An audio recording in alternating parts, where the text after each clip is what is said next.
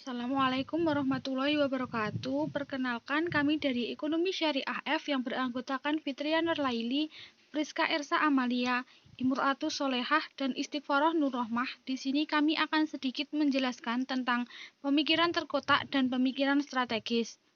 Sebelumnya, perkenalkan saya Fitria Nurlaili dengan NIM 4011800202. Untuk materi yang pertama yaitu pengertian pemikiran terkotak. Pemikiran terkotak merupakan pemikiran yang hanya memikirkan satu masalah saja dan tidak memikirkan masalah yang lainnya. Berpikir berdasarkan kepentingan pribadi, golongan, atau fungsi pekerjaan semata yang berjalan sendiri-sendiri dan tidak terkoordinasi dengan bagian ataupun departemen yang lainnya. Baik, selanjutnya saya Friska Ersa Amalia dengan NIM 4011802004 akan menjelaskan tentang karakteristik pemikiran terkotak dan akibat dari pemikiran terkotak. Yang pertama, karakteristik pemikiran terkotak yaitu hanya terfokus pada peran, fungsi, jenis pekerjaan, atau wilayah teritorial saja. Yang kedua, bersifat individualistis atau golongan dari suatu fungsi, bagian atau departemen dan dari masing-masing daerah saja, sehingga berakibat saling melempar tanggung jawab atau kesalahan satu sama lain. Yang ketiga, yaitu hanya menggugurkan kewajiban atau menyelesaikan tugas saja, tidak ada sinkronisasi atau sinergi pada bagian, pekerjaan atau daerah lain yang mendapatkan dampak dari pekerjaan tersebut. Yang keempat yaitu pemborosan waktu dan biaya sebagai akibat dari pekerjaan yang dilakukan secara berulang-ulang atau terus-menerus. Yang terakhir yaitu tercapainya visi dan misi yang cukup sulit. Yang selanjutnya yaitu akibat dari pemikiran terkotak.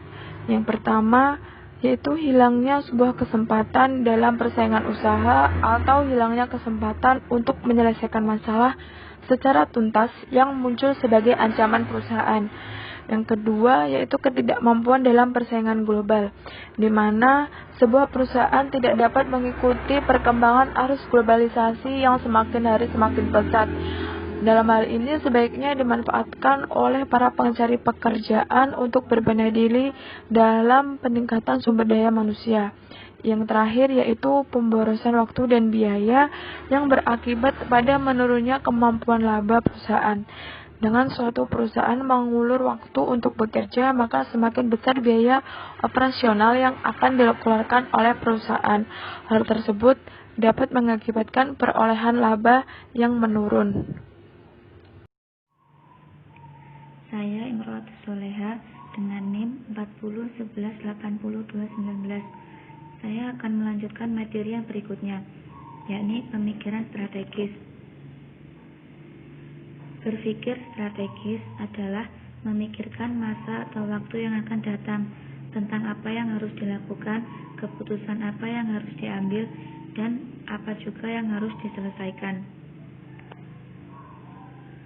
Untuk memahami arti sebuah strategi, maka terlebih dahulu perlu dipahami kerangka berpikir dari berbagai konsep teori, agar tidak saling bertubrukan dalam memahami sebuah konsep. Teori yang berkaitan dengan pemikiran strategis yakni manajemen. Manajemen merupakan suatu proses atau kerangka yang melibatkan proses pengarahan, pengawasan, dan pengarahan segenap kemampuan untuk melakukan suatu aktivitas dalam suatu organisasi. Manajemen yang baik adalah menuntut keseimbangan tahap perencanaan, implementasi, pengarahan, dan pengawasan secara tahap demi tahap, dengan menciptakan titik nol kesalahan dari satu tahap ke tahap berikutnya, sesuai urutan langkah manajemen. Yang selanjutnya, proses manajemen. Yang pertama, perencanaan. Perencanaan adalah sebuah pikiran atau sebuah tekad dan keinginan, apa yang akan diwujudkan melalui tahap tindakan yang akan dilakukan. Yang kedua, pengorganisasian. Organisasi merupakan sebuah wadah atau lembaga sosial ekonomi, karena terdiri dari sekumpulan orang atau anggota organisasi yang bekerja sama dan bergantung satu sama lain untuk menciptakan tujuan organisasi yang diharapkan dapat memengaruhi masing-masing tujuan individual yang bersifat ekonomi atau sociality. Yang selanjutnya, pengarahan dan pengawasan. Pengarahan dan pengawasan dilakukan oleh para pemimpin tiap fungsi yang mempunyai wewenang untuk melakukan tindakan evaluasi dengan cara mengarahkan dan mengendalikan setiap usaha-usaha yang dilakukan oleh setiap bawahannya. Setiap pemimpin memegang peran dalam manajemen karena pemimpin diwajibkan melakukan perencanaan sesuai dengan jabatan fungsional sebagai kepala dari fungsi yang ditugaskan pada dirinya. Karena dia sebagai pemimpin, maka memiliki akses terhadap bawahan dan sumber daya yang ada di fungsi tersebut. Setiap wewenang yang dimiliki dalam menggunakan SDM, sumber daya dan informasi, dimaksudkan agar pemimpin dapat melakukan kegiatan sesuai peran fungsi yang dipimpinnya. Dan tugas yang terakhir dari seorang pemimpin adalah melakukan pengarahan dan pengawasan agar rencananya sesuai. Seorang pemimpin adalah seorang pelaku manajemen, sehingga seorang pemimpin wajib melakukan manajemen strategi dalam mewujudkan tugas masing-masing fungsi untuk mencapai tujuan bersama dalam suatu organisasi. Materi selanjutnya adalah wujud pencapaian sukses manajemen strategi. Keberhasilan strategi adalah kemampuan seseorang atau organisasi atau perusahaan menjadi penguasa atau menjadi paling berbeda dari biasanya. Manajemen strategi itu sendiri adalah kegiatan yang dilakukan oleh tiap fungsi departemen atau bagian dari perusahaan atau organisasi yang melakukan perencanaan, pengorganisasian, pengarahan, dan pengawasan.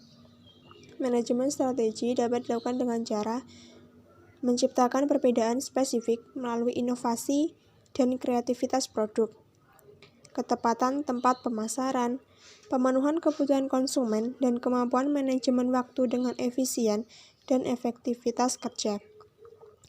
Materi yang terakhir yaitu penerapan manajemen strategi. Yang pertama, komponen penerapan strategi. Di sini ada dua komponen. Yang pertama, pengembangan usaha atau ekspedisi dan strategi stability. Selanjutnya, teknik perencanaan strategi. Pertama, dengan melakukan uji statistik. Yang kedua, dengan melakukan analisis regresi, aspek choice software, dan analisis tren untuk beberapa faktor yang diukur. Selanjutnya, menciptakan persaingan tidak sempurna. Ada beberapa poin. Yang pertama, melakukan penelitian di sejumlah wilayah, mengukur tingkat kebutuhan pasar dengan usaha bersangkutan, perbandingan biaya modal yang harus dikeluarkan berkaitan dengan investasi dan pengadaan produk atau penyelenggaraan jasa, mempersiapkan kontinuitas usaha dari terjadinya suplai bahan baku, kemampuan menciptakan efisiensi dan efektivitas tinggi dengan mengalahkan waktu. Selanjutnya, kendala perencanaan bisnis. Bisnis tidak dapat berjalan maksimal apabila tidak terpenuhi syarat sebagai berikut. Yang pertama, perlakuan kerja yang tepat, menciptakan keamanan kerja, pemenuhan tingkat kesejahteraan semua anggota perusahaan. Selanjutnya, budaya organisasi. Beberapa contoh budaya organisasi dapat diamati dari penampakan fisik, kultur, dan prosedur komunikasi. Ada 2 poin. Yang pertama, penampakan fisik, kultur, dan prosedur komunikasi. Contoh-contoh kasus pembuatan strategi.